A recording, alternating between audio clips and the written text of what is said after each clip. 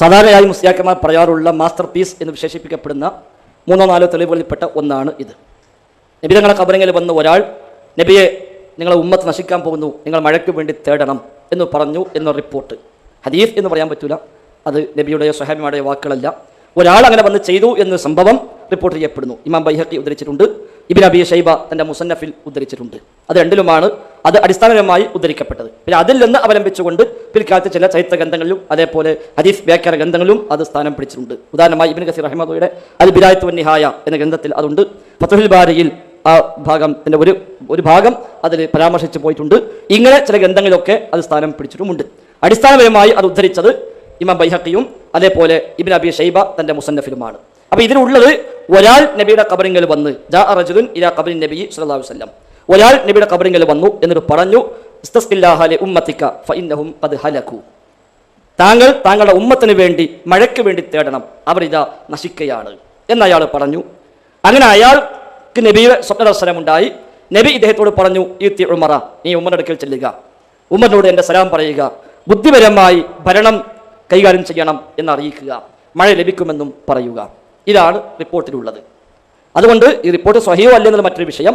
അതിനപ്പുറത്ത് ഒരാൾ വന്നു അങ്ങനെ ചെയ്തു എന്നാണ് അതിലുള്ളത്. അയാൾ ആരാണ് എന്നോ ഒരു സ്വഹാബിയാണ് എന്നോ താബിഴിയാണ് എന്നോ അതൊരു മാതൃകയാണ് എന്നോ അത് നമുക്ക് തെളിവായി സ്വീകരിക്കാൻ പറ്റിയതാണ് എന്നൊന്നും അതിൽ ഇല്ല.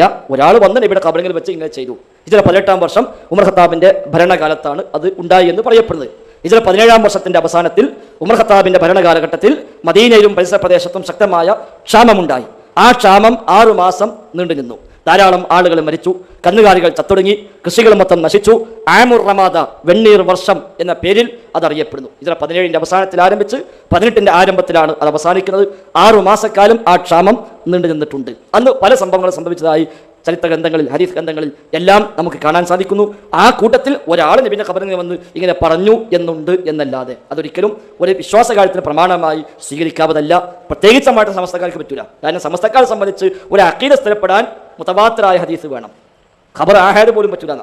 മുതവാത്തിറായ ഹദീസ്, നബി തങ്ങളിൽ നിന്ന് പരമ്പര ശൃംഖലകളായി ഒരു സംഘം സ്വഹാബിമാർ, സ്വഹാബത്തിൽ നിന്ന് ഒരു സംഘം താബിഴുകൾ, അങ്ങനെ സംഘമായി കൈമാറി പോന്ന ഹദീസുകൾ, അതിനാണ് മുതവാത്തിർ എന്ന് പറയുക.